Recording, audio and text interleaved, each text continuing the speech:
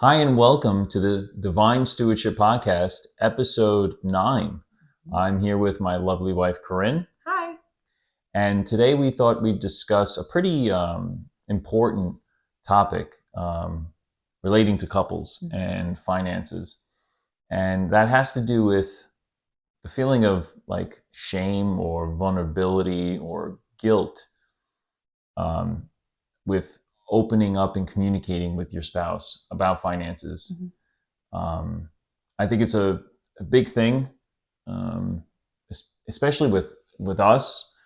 It was kind of important, an important hurdle, let's say, to get over.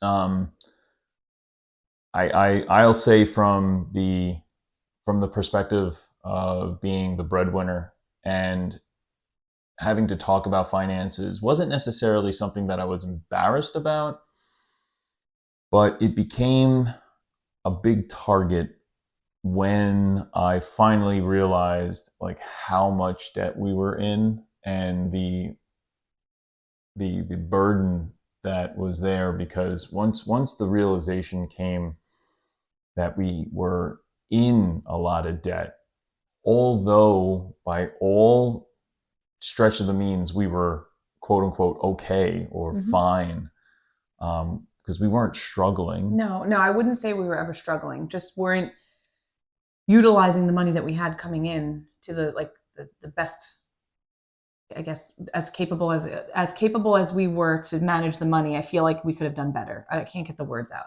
but it's like there was a way to manage it better. We weren't struggling, but like we didn't really know where it was going or where it would go, and we didn't have an idea. We were just flowing. Unorganized. It was just unorganized. Bills came in, we paid them, and that was it. Right. We didn't necessarily have a plan. No. We knew that we needed to save, and I was saving into 401k. Again, putting money into a 401k, it's not necessarily in saving, right? Because the savings is different from investing. And there's a clear definition and distinction there. So, that was always a staple for me. I know I had told you to do that at one point. We should do that. Yeah. So the idea of talking about it and coming together about it was difficult for me because I needed, I couldn't do anything without you, right? You can't go in a plan alone. You can't. I mean, you can. You can. It just may take longer, But if there's resistance, if you're trying to swim upstream, and you have only one paddle, it's a lot harder to do it. Right. If it's a lot harder to do with just one, as opposed to having two paddles. And that was a big thing for me. Was, listen, I know this is something that we can do, but I can't necessarily do it without you. And how do I not necessarily convince you, but how do I get you to see what I see? Right. So now that was your perspective of the finances. My perspective was at the time when we were doing all of our, before we had started really budgeting and doing all that, I had cut my hours down because we started a family. You had kids. So I went from my full-time job. Now I've cut my hours more than half, I think. So now I come from the perspective of, well, how much say do I really have? Not how much say, but like I don't contribute nearly as much as you did. So it was like, well, do I really just leave it to you to figure it out? I mean, you're the breadwinner. You're the one that's really now providing not solely, but mostly providing financially for the family. Mine is just like a little icing, a little gravy here and there for like kid stuff and anything that we wanted to do additional. But what can I really bring to the table with a small income like I had? So that was my struggle was, do I now completely take the reins of like the home and you completely take the reins of the finances? And I feel like there's a lot of couples that do that. You thought of that at that point? I did, because at first cutting my hours and my paycheck going from, let's say 35 to 40 hours a week down to 15 to 20, I felt like I wasn't contributing to the household. Meanwhile, I understand now how much I was contributing to the household by being home most with children and only having to have someone watch them maybe 2 days a week. Then why would you say there was that initial resistance to Maybe get on to like a budget? maybe because of the fear of like missing out, the fear of missing out on things that we would not be able to do, or we would have to choose, like we can't do it all, so we have to choose something. And like missing out on social So functions, FOMO, or yeah, FOMO. and while the kids are young, you want to make the memories, and we all know they're not going to remember it, but we are. And it's the big first birthday that you want to throw for your kid, or oh, your kid at the time, our kids were being baptized, they were being christened when they were born, so it was like, I want to make a big celebration. It was like, were we going to be able to do all of that? Were we going to be able to do any trips with family? Or was it all going to be so restrictive that we weren't going to be able to do any of that? So, on top of not bringing in the money I was bringing in, I don't even offer the benefits of the family. It was like, where do I stand as far as what say do I have and how much say do I have? And that was the wrong approach, because the moment we just talked about it, it was just a given. Like, no, we're in this marriage together. This is our family, regardless of if you take anything in or something very little. We need to plan where the finances go so that it works the best. It's like it's a well-oiled machine when we were in it together. And it took some time. It wasn't immediate. No. It was several conversations. I remember again planting the seed of at that time Dave, and just allowing you to hear certain things.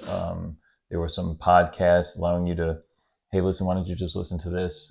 Or at the time, I think he was starting his YouTube, so it was like, hey, listen, why don't you, hey, listen to this? Because again, it was the debt-free screams that got you. Yeah. And it took, I think, about 3 to 4 months for you to really like start opening up to the possibility. Yeah. And then we didn't jump in right away.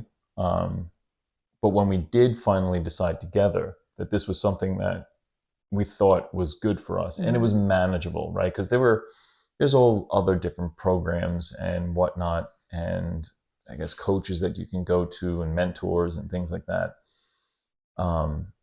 But again, at least the thing that struck me with Dave, and I explained this on the other podcast that I was on, was what pulled me. The question that came to me was, hey, listen, you guys were doing just fine. Like, why? What was the initial thing? Like, what was your aha moment? And I said it had to have been the use of the scripture, the borrower is slave to the lender. And that's Proverbs 22:7.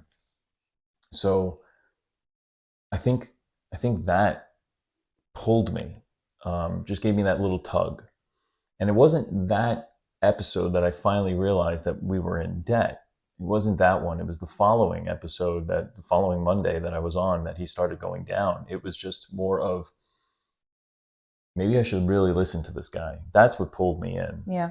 Gave me the little tug. And then from there, I listened again the next Monday. It's not like I sought him out, right? I didn't seek Dave out. I listened to his radio station, just on the regular Monday night again, Monday bowling. And it was now at that episode that he started talking about what is considered debt. And again, I mentioned this before, according to Dave, like all debt is bad. Right. So, which is not necessarily something we necessarily ascribe to today. But at that time, again, not knowing any better, putting trust into someone and something and some system, that was better than nothing.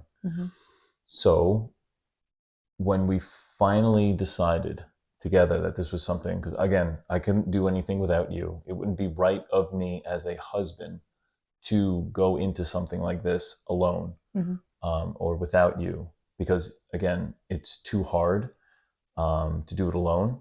And when you have resistance. Yeah. That one thing is, if you would have jumped into something and we hadn't spoken about it, I think, just because I know myself, I would have been like, you didn't even talk to me about 100%. This, and you want me to get on board with this now? And I think I would have, to spite myself in the end, would have been like, no. Right.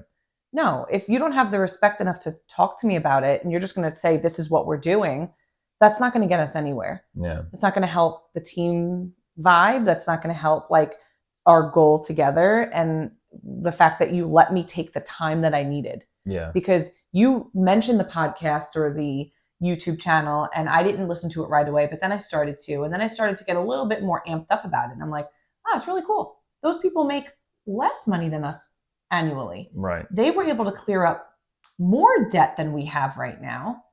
This could work. And then I kept listening to, I'm more of like, give me the case study and give me the story. Give me the numbers and let me see it work, because you can say all you want to say, but unless you have something to back it up, I'm skeptic. Right. And we didn't necessarily need all the technicals, right? But what we did see was they had a plan. Mm-hmm. They followed a budget. Mm-hmm. They followed a particular method of attacking that, that debt.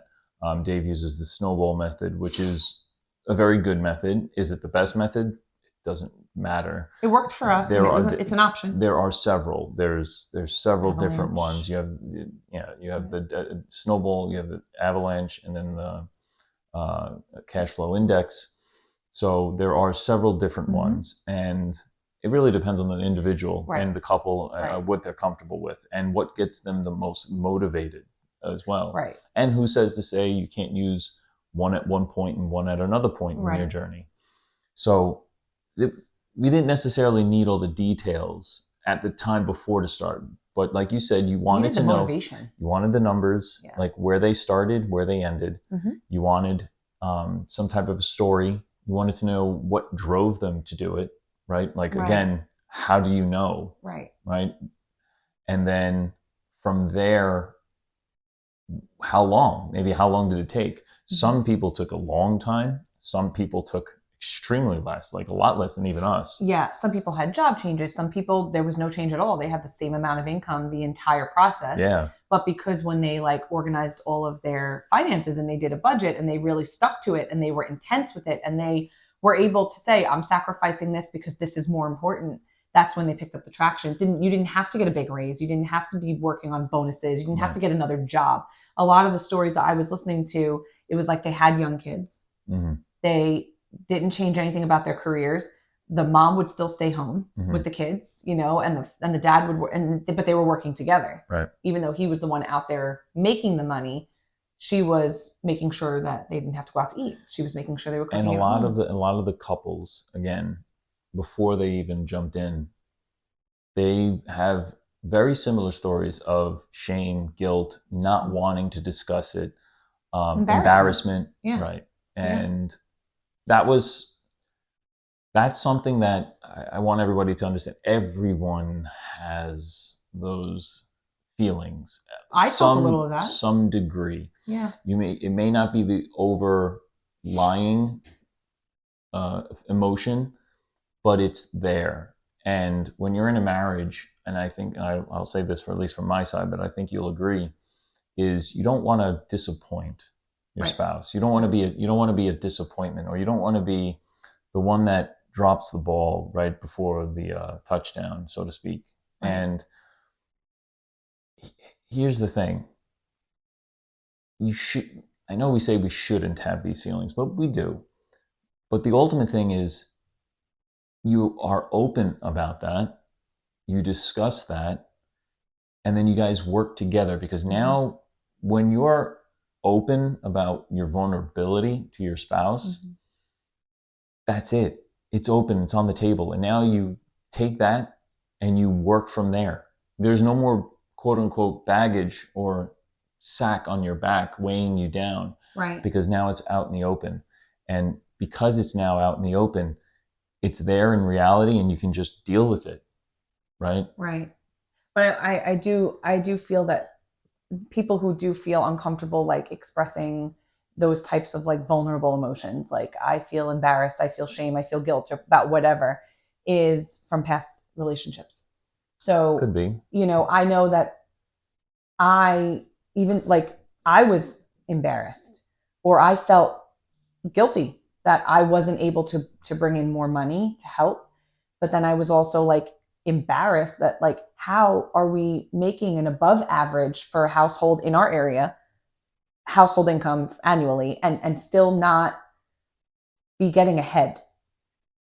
Yeah. So it's like, but I can see, I have acquaintances, friends who maybe a relationship in the past causes them to like not want to share information because of something. So we also have to work through with our spouses those emotions from another relationship. It's not your spouse's fault, something that you've experienced in the past. And it's hard to like separate.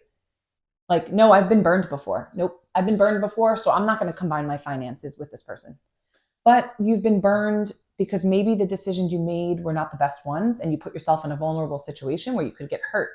And Or now, there's just no fault to your own. It was just on the other right, or it's on individual. the other end. We know someone personally that their debt wasn't even their own. And it's like, well, that's not your fault. So don't feel shame about it. You can't help but to. But when you talk about it, and it's not always as bad as it feels at first. I feel like once it's out there and Once you're it's able to out have a there, conversation, it's like the weight is lifted. it's a complete weight. And I talk about when I finally realized what debt was and the amount of pressure that was on me after realizing how much we had. And again, there are people out there that actually have more. We were only, again, about a cumulative without the house, about 150. Maybe, I think it was around 150. And it just was looming on me and it weighed me down. And I remember there were some nights where I didn't quite sleep, because when you have something on your mind and you can't get rid of it, you're tossing and turning and it's coming up in different scenarios in your mind, and your mind is racing and you just can't sleep. There were definitely some nights like that in the very beginning. Yeah. And that's when I knew I had to get you to at least be open to the idea of maybe this is something that we need to tackle. And it took a lot. It took a lot of discussion, a lot of at that time we weren't necessarily having a relationship with Jesus as much. So there wasn't necessarily a lot of praying around it. No. But, he was always there, and this was his way of working through us and becoming closer in a sense. Of course, we didn't realize that until now, but it was definitely an emotion or a group of emotions that we needed to get out. We needed to get out before we had to start. And did it all of a sudden resolve? No. It didn't all of a sudden just say and go, okay, that's it. We're done. It's out in the open. You will no longer have these emotions at all. Quite the opposite. What it did was, yes, it opened it. It relieved that pressure, but now it was, okay, now I need to make sure I don't get it again, or I need to make sure now that we succeed. Yeah. So it kind of maybe just shifted, but it's always still lingering there because now it's like, okay, I don't want to go back that way. I don't want to fall into that. And there are couples that do that, and that's fine. It really is. It's okay to a certain extent if you don't realize it and you don't take action to try to fix it. Right. There are instances where we faltered. We weren't always up to date with everything. We became very laxed at certain points of our journey. After we made some progress, I think that we started getting like, you're at first, you're very like fired up. When everything gets on autopilot. Right. And then it's like, it just becomes like, this is what we do and that's it. And then you get a little bored when you're not making another goal. You're not like reaching another goal. So that's another thing. It's important to set realistic, small goals in like a ladder so that it's not like, oh, I have to get all the way over here. No. We have to get here first. Then we have to get here first. And that helped me. Right. That's your finish line. Right. That's your finish line goal. The ultimate goal. Starting to finish line. But then, you have little pit stops, so to speak, little pit stops. And celebrate them. Every single one, no matter how small it is. I remember little stuff, like you reach like a little bit of like a milestone. You're like, woohoo, we're going to celebrate, but we're not going to go spend money and celebrate. We're going to like rent a Netflix movie for $3.99, and we're gonna like after the kids go to bed, we're gonna have a glass of wine, or we're gonna just make a thing of popcorn. I'm gonna make a dessert. We're gonna enjoy it. We're gonna celebrate the moment. People could think we were like so lame and didn't do anything. What? And quite honestly, I'm happy being lame. I have no shame. It was fun when we were hitting those It was, and I wanted to celebrate that with you. I didn't need it to be a big production. No. It was like a personal goal, not something I needed to broadcast. Or it was exciting telling friends, and when they were supportive. And I don't think we had anyone who was not supportive. We did have some tease us about like, come on, you got to come with us. No, we're not going to spend our money on that right now. So it's like, come on, YOLO, you only live once. No, you know what though? I want to live like debt free. Like I don't want this hanging over my head anymore. And you know what? Maybe that event is not something I really want to do, and that's why it's so easy for me to be like, no, I'm good. Meanwhile, I'm the one that had fear of having to say no to things and not being able to participate in things. For me, I think it's more of the social thing. I just need to be social. I don't care if we're in our pajamas playing board games at my dining room table. I want to be social. I would much rather that than actually get dressed and potentially put on makeup and do my hair and go out. Like, no, that's not me. I've never been that way. I do enjoy it once I'm there. But if I have to choose sweatpants, a movie at home, make my own popcorn. Definitely made things a little bit easier. It did make things easier. I know there are a lot of people who they love the life of going out and things like that. And you will have to sacrifice. I mean, there were things that I sacrificed too. Everyone's that you have just to, different things. You have to give something up in order to get further down the road. If you didn't have to give anything up to achieve these goals, everyone would be achieving these goals daily. Exactly. But you have to be willing to sacrifice. So how worth it is it to you to be debt free and have that weight lifted off your shoulders? For me, it was like, we'll do what we have to do. Yeah, and once we realized it, that's the other thing. Right. You have to realize that you're in debt and everything first. Having young kids too, like our kids were babies. What could they possibly be missing out on? They don't even know what's going on. I could literally throw a sensory box together, put some rice in it and some pom-pom things, and they're having the time of their lives. So it was like made it easier for that. It made it a lot easier. We didn't have teenagers who were looking to do things. We didn't have young children that were like, "What are we doing today? Where can we go?" Like there's another way of tackling it that way too. Let's say you did have teenagers and you're just starting this journey. Well, getting their support as well and their understanding of what the situation is. And let them celebrate with you.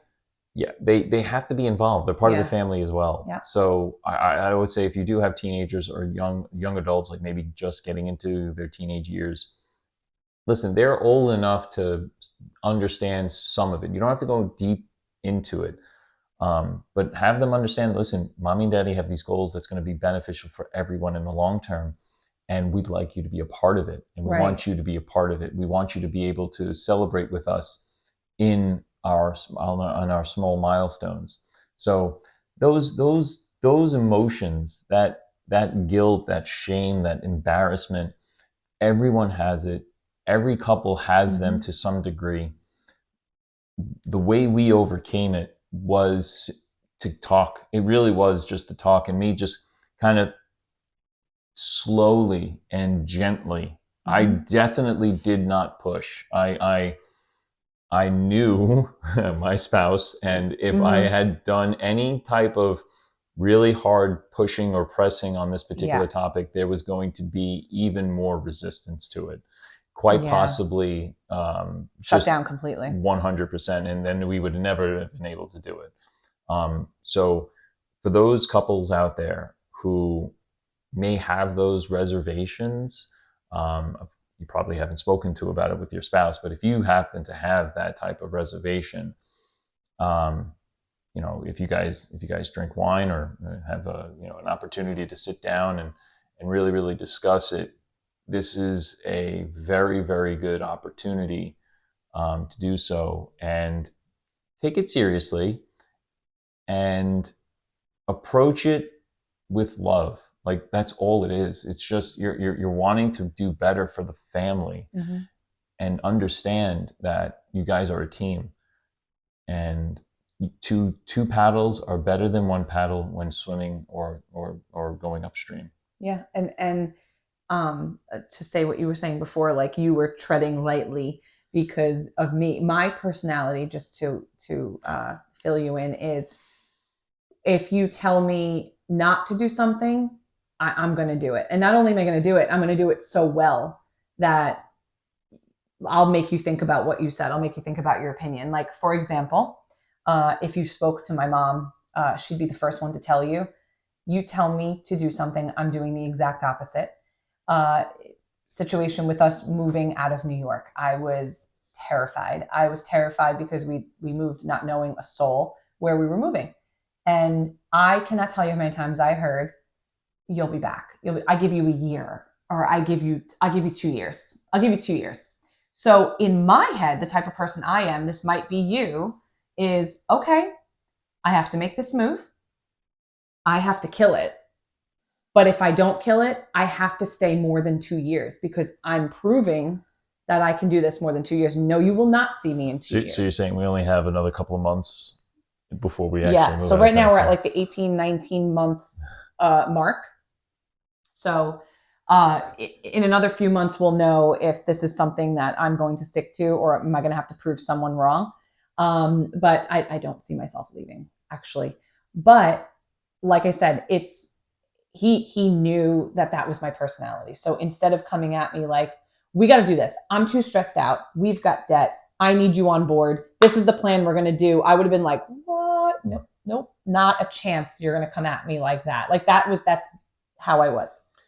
Well, with that, I'd say we covered a pretty good amount on the emotions and everything. So I think we'll cut it there, and we'll catch everyone on the next episode. Thank you. Have a great day.